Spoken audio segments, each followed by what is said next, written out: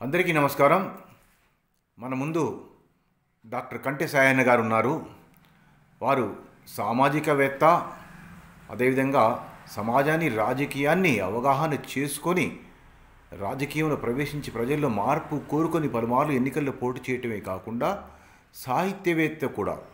గాయకులు, కళాకారులు కంటె సాయన్న గారు మరి బీసీ మరియు అణగారిన వర్గాల వారిని, ఓసీలో ఉన్న పేదలను దరిచేర్చుకొని వారికి అండగా ఉంటూ మరి సామాజిక సేవ చేస్తూ వైద్య వృత్తిలో కూడా వారు తోడ్పాటు అందిస్తూ కొంతమందికి ఉచితంగా, కొంతమందికి తక్కువ ఖర్చుతో సేవలు అందిస్తున్నారు. ఈ సందర్భంగా కంటె సాయన్న గారి దగ్గరికి మనం వచ్చాము.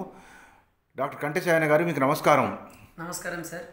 ఇప్పుడు మీరు ప్రముఖ సామాజికవేత్త, రాజకీయవేత్త, దీనితో సాహిత్యవేత్త కాబట్టి మీ రాజకీయ అంశాల తర్వాత తీసుకుందాము వేరే మన ఇంటర్వ్యూలో. ఇప్పుడు మాత్రం ఒక సాహిత్యాన్ని మీరు ప్రజలకు వినిపించవలసిందిగా, మా యొక్క ప్రేక్షకులకు వినిపించవలసిందిగా కోరుతున్నాము.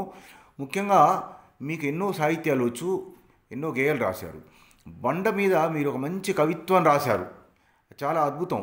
అందువల్ల ఈ ఎపిసోడ్లో బండ గురించి వినిపించండి. వినిపించే ముందు అసలు ఆ కవిత్వం యొక్క అర్థం, అంతరార్థం కూడా తెలియజెప్పి తర్వాత వినిపించవలసిందిగా కోరుతున్నాం. స్టార్ట్ చేయండి. నేను చదువుకుంటున్నప్పుడు చిన్ననాడు స్కూళ్ళల్లో ఓరి బండోడా, ఓ బండదానా అంటుండేవాళ్ళు. నాకు అప్పుడు బాధ అనిపించి, అరే బండలో ఉన్న గొప్పతనం వీళ్ళకి తెలియదా? చదువుకోక అంటే కొంచెం చదువు తక్కువ వచ్చినంత మాత్రాన, లేదా చదువు లేకపోయినంత మాత్రాన ఓరి బండోడా అని, లేదా తక్కువ చదువుకునే వాళ్ళను ఓ బండదానా అని అంటున్నారు. ఈ బండలో ఉన్న గొప్పతనం వీళ్ళకి తెలియదా అని చెప్పేసి నేను ఆ రోజుల్లోనే బండ మీద కవిత రాయడం జరిగింది. ఒక క్షణం నన్ను బండ అనుకోండి.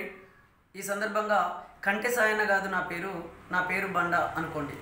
నా పేరు బండ, నేనున్నాను మీకు అండ. నా పేరు బండ, నేనున్నాను మీకు అండ. ఇంటికి పునాది నేను, ఆపై కట్టుబడి నేను. మేడపై కప్పును నేను, మెడలో హారము నేను. చెకుముకు రాయిని నేను, జగతికి వెలుగును నేను. మండే పొయ్యిని నేను, మరమిల్లు చక్రము నేను. నా పేరు బండ, నేనున్నాను మీకు అండ. వేసిన రోడ్డును నేను, పరచిన మార్బుల్ నేను. రోలు రోకలి నేను, రోడ్డు రోలరు నేను. ఇంటికి అందం నేను, ఒంటిపై మెరుపును నేను. నచ్చిన రంగురాయిని నేను, నమ్మిన అదృష్టరాయిని నేను. నా పేరు బండ, నేనున్నాను మీకు అండ. కొండలు గుట్టల్లో నేను, అండమాన్ దివుల్లో నేను. ఏటికి ఆనకట్టను నేను, నీటిపై వంతెన నేను. ఫిరంగి గుండును నేను, సొరంగ మార్గము నేను. నా పేరు బండ, నేనున్నాను మీకు అండ. చెక్కిన శిల్పము నేను, చేతిలో బొమ్మను నేను. తొక్కే గడపను నేను, మొక్కే దేవత నేను. తొక్కే గడపను నేను, మొక్కే దేవత నేను.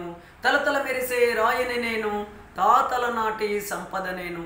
నా పేరు బండ, నేనున్నాను మీకు అండ. ఈ బండ గురించి రాయడం జరిగింది. నిజంగా ఈ బండ గురించి ఎందుకు రాయాల్సి వచ్చిందంటే, ఇవాళ కట్టుబడి రాయిని కట్టుబడి రాయిగా మనం చూస్తాం.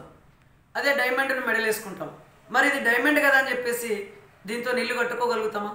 అదేవిధంగా మనం మనుషులందరం కూడా ఒక బండల్ లాంటి వాళ్ళమే. కట్టుబడి రాయి కట్టుబడి దగ్గర వాల్యుయబుల్ అయితే, విలువైనదైతే, మెడల వేసుకునే దగ్గర డైమండ్కు విలువ ఉండొచ్చు, కాదనలేము. కానీ ఈ డైమండ్ ఇవాళ ఇల్లు కట్టుకోవడానికి పనికిరాదు. అదేవిధంగా కట్టుబడి రాయి మెడలేసుకోవడానికి పనికిరాదు. పునాది రాళ్ళు మెడలేసుకోవడానికి కూడా పనికిరావు. కాబట్టి ఏదైనా బండనే, కానీ ఆ బండ ఒక్కొక్క దగ్గర ఒక్కొక్క విలువను కలిగి ఉన్నది. అదేవిధంగా మన మనుషులలో కూడా ఒక్కొక్కరిలో ఒక్కొక్క తెలివితేటలు ఉంటాయి. నా తెలివితేటలు ఎదుటి వాళ్ళలో లేవని చెప్పేసి ఎవరిని తక్కువ చేసి చూడొద్దు అనే ఉద్దేశంతోనే నేను ఈ కవిత రాయడం జరిగింది. కాబట్టి మీరు కూడా ఎవరిని ఎక్కువ తక్కువ చూడకుండా, అనేక అంశాలు ఉంటాయి, అనేక రకాల మనుషులు ఉంటారు, అనేక ఆలోచనలతో అవగాహనతో ఉన్నటువంటి వాళ్ళు ఎంతోమంది ఉంటారు. కాబట్టి మన తెలివితేటలు ఎదుటి వాళ్ళలో లేవని చెప్పేసి ఎవరిని కూడా తక్కువ చేసి చూడకుండా అందరూ అన్నదమ్ముల్లాగా, అక్క చెల్లెల్లాగా, బంధుమిత్రుల్లాగా ఒకరికొకరు కలిసిమెలిసి బ్రతికినంత కాలం అందరం కలిసిమెలిసి జీవించాలని చెప్పేసి కోరుకుంటూ ఈ ఛానల్ ప్రేక్షకులందరికీ ధన్యవాదాలు, కృతజ్ఞతలు తెలియజేస్తున్నాను. Thank you very much doctor కంటె సాయన్న గారు. బండ మీద కవిత్వాన్ని సామాజిక దృక్పథంతో చాలా బాగా వివరించారు. మీకు హృదయపూర్వకంగా ధన్యవాదాలు తెలియజేసుకుంటాం మరొకసారి.